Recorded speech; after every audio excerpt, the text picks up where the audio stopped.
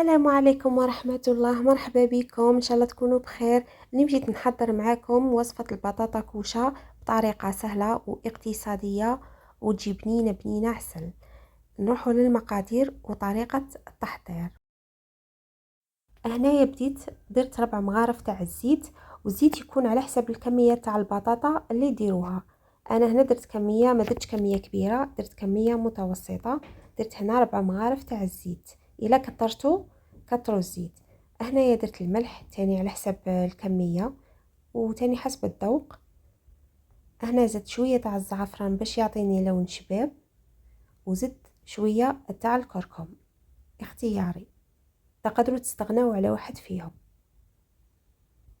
هنا درت فلفل اسود. هنايا درت شويه تاع سكنجبير، ما تكتروش على خاطر بنته تجي باينه.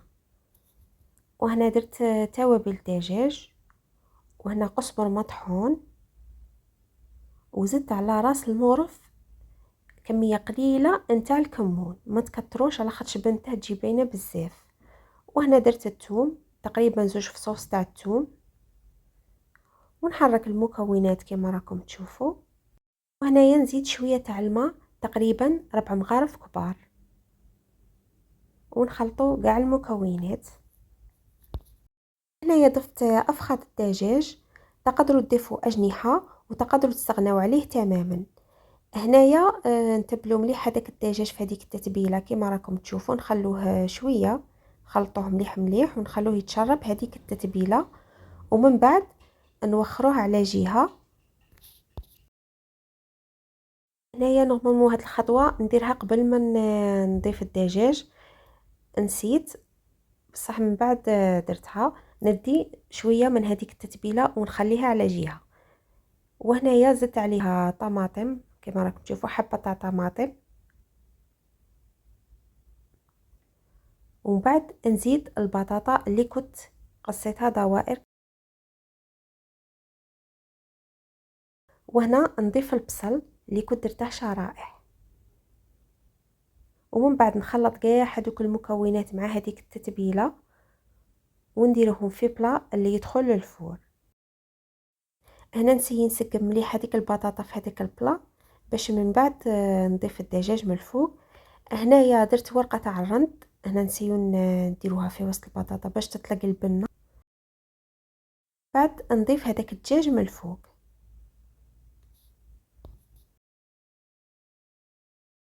انا نضيف شويه ما في هذاك الاناء ونشله ونمرق هكا من الجنب كما راكم تشوفوا.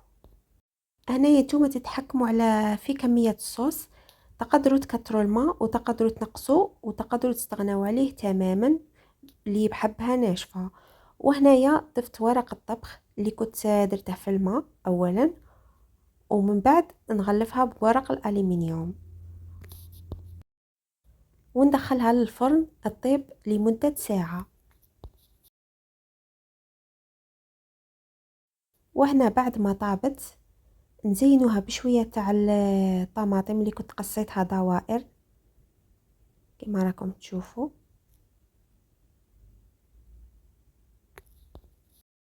من بعد نجيب هذيك التتبيلة اللي كنت خليتها في الاول نضيفها من الفوق باش يتحمر هذاك الدجاج، ونعاود نردوها للفرن ونشعلوا لها من الفوق تتحمر.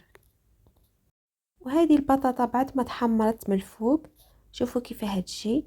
اللي يبغيها محمره اكثر من هاك يقدر يخليها تتحمر اكثر. وهنا زينتها بشويه تاع المعدنوس. وهذه كانت وصفتنا لنهار اليوم. هنايا قسمت معكم شويه، شوفوا كيفاه تجي، شوفوا هذيك الصوص، وهنايا هذاك الدجاج يجي طايب. نتمنى تكون الوصفه عجبتكم. ما تنسوش تجربوها وتشاركوني تعليقاتكم، وما تنسوش تاني تدعموني بلايك واشتراك، والى اللقاء.